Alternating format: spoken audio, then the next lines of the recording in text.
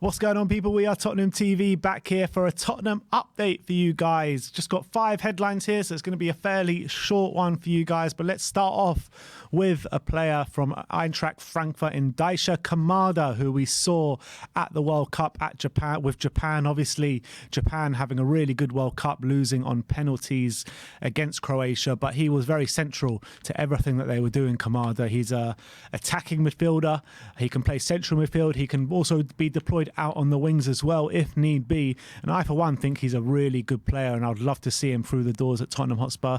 And another thing to note, that his contract does end at the end of the season, so potentially he could be one that we could be seeing through the door for no money. And you know how Paratici likes to do these kind of deals. And the report is from German publication Bild, and it says that Tottenham have included Kamada in their list of targets and are putting out feelers for him. The midfielder's contract with Eintracht Frankfurt expires in the summer.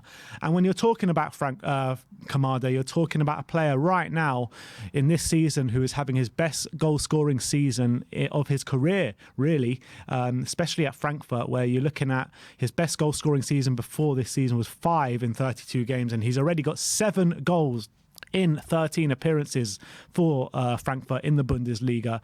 And I think he really is a top player, and I'd love to see him through the door. But you guys, let me know what you think on Daisha Kamada. What did you see of him? What did you make out of him in the World Cup? What have you made out of him for Frankfurt as well?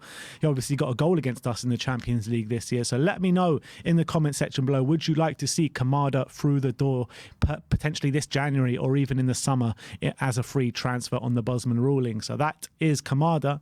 Next up, onto his Frankfurt teammate in Kolo Muani, who we've seen at the World Cup in a bit part role for France this season. I, for one, was quite surprised that he was called up for France, and it made me look a bit closer into him. And he is a really good player. I mean, we saw him again in the Champions League against us this season. And Foot Mercato saying that Liverpool and Tottenham are interested in Frankfurt's Randall Kolo Muani, 24 years of age. The latter in Tottenham Hotspur have even recently met with the player's entourage in London. It's an interesting one in Muani. You're talking about a player who has got an amazing return with 10 assists and 5 goals in 14 games this season in the Bundesliga, which is crazy to think about. 10 assists in 14 games. That's absolutely mental. And he did get called up to the France squad off the back of that. He has had his market value on transfer market completely doubled in the past year since leaving Nantes a couple years back. So I think that he would be a great one to have. He is someone that can be deployed on the right or the left wing as well. So maybe he's someone that can come and really rival Dejan Kulusevski, or maybe play in a rotation role with Dejan Kulusevski on that right-hand side of the attack. Also, will give chances for Harry Kane to have a rest and stuff like that. But we do have Richarlison on our books, so maybe that isn't the case. But in terms of a right wing slot, playing second fiddle to Dejan Kulusevski, I think it could be a good option for us. But I think Kamada can probably do that role. In terms of the money that they're going to want, his contract doesn't end till 27. So when you're comparing the two players in terms of outlay, in terms of return, I think I would probably side with Kamada if it's between the two, because Kolo Muani is more just of an out-and-out striker, when kind of Kamada can play more as that attacking midfielder or the central midfielder, and can be deployed out wide as well. So if it's a straight shootout between the two, I probably would side with Kamada. But you guys let me know in the comment section below. I don't think there's too much of a need to bring an out-and-out striker to Tottenham right now with Richarlison and Harry Kane at the club. So let me know your thoughts on those two players in the comment section below. The last bit of transfer news we've got is on Jonathan David, and Calcio Mercato saying that Tottenham and Arsenal could be set to battle it out for Lille striker Jonathan David in January. Again, as I just said, I don't think there is a desperate need for us to bring in an out-and-out number 9, and Jonathan David definitely is that. I was really impressed with Jonathan David when I've seen him every time for Lille, but in the World Cup I was really disappointed with him, to be honest. Even when they were playing that full throttle gung-ho approach, he was kind of letting the team down, especially in that first game when they had their best game of the tournament. But having said that, he is a very good player, and I would welcome him through the door, but I just don't see a need for him, the direct need for someone like Jonathan David right now. So I don't really see this one being a goer. But again, let me know on the comment section below your thoughts on Jonathan David, and do you think we need him in the squad?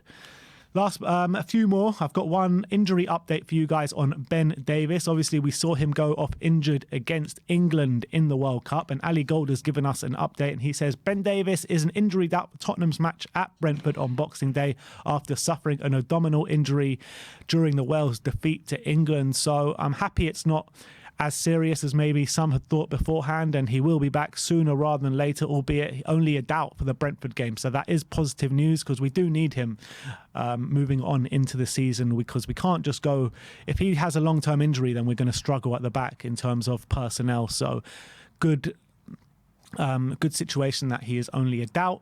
And last but not least, we've got a quote from Pochettino, which I found quite interesting on Harry Kane. And he said, "When I was at PSG, I knew Spurs would never want to sell Harry, and I never wanted to do anything that would affect Tottenham because I love Tottenham." And those are the words that you want to hear from the great man that is Mauricio Pochettino.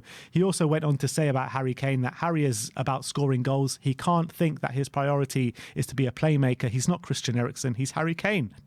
He's one of the best strikers in the world, and his main work should be in the box, which is interesting because when you're looking at Harry Kane right now, especially for England during this World Cup, his main objective has been to drop deep, knit the play together, and play others into play. Only scoring one goal so far this World Cup, hasn't had too many chances or opportunities to score as well. So it's interesting what Pochettino is saying. And when you're looking at him in the Tottenham team as well, it seems like his primary objective is maybe to maybe drop a bit deeper and knit the play together, albeit he is Tottenham's top goal scorer this season and does have his scoring boots back on. I think he's probably the best number 9 in the Premier League, and he's one of the best number 10s in the Premier League as well. So I don't think his primary objective should be just about scoring goals, just because how good he is at everything else. He's like a bit of, when you're looking at Kevin De Bruyne, he can do the passing that Kevin De Bruyne can do, and he can also do the finishing that Sergio Aguero can do. So he can do everything to such a high level. So I wouldn't want to just pigeonhole him just to being just about scoring goals, because right now his game has evolved and he's about creating and he's about being that playmaker as well. So he's literally one of the best playmakers in the Premier League, but also one of the best goal scorers in the Premier League. But back on that Pochettino comment when he says, "I love Tottenham," and he didn't want to take Harry Kane away from us because of it. I mean, that just makes my heart melt, to be honest. It really does. And I've been saying this for the last couple of weeks, maybe even the last couple of months. I've got a feeling that come start of next season, I've really got this hunch that Pochettino will be the Tottenham manager next season, or I think he will be our next manager. And in terms of Antonio Conte, obviously my preference is for Antonio Conte to stay and Daniel Levy to back him and Spurs to go from strength to strength. But I just have my reservations if that's going to happen. And I've got a feeling that Conte won't sign that contract. He will end up leaving and Pochettino will take over the reins. But if that was to happen, would Pochettino be your number one choice? Let me know in the comment section below. But like I said, my number one primary objective for the manager role at Tottenham Hotspur is for Antonio Conte to stay in the role. But if he was to leave, I wouldn't mind. I mean, I would love Mauricio Pochettino to come back to the club, and I think that his heart is definitely at the club and he's got some unfinished business to do here as well. So I'd love to see that happen, but it all depends if Daniel Levy can back him and if he will back him. I know everyone knows he can back him, but if he will back him, that's the main question, because we all know how it ended last time. So that is your Tottenham update today. I know it's a short but sweet, but let me know about any of the news stories we brought to you today. Thank you for joining us. Like, subscribe and comment. And as always, come on you Spurs.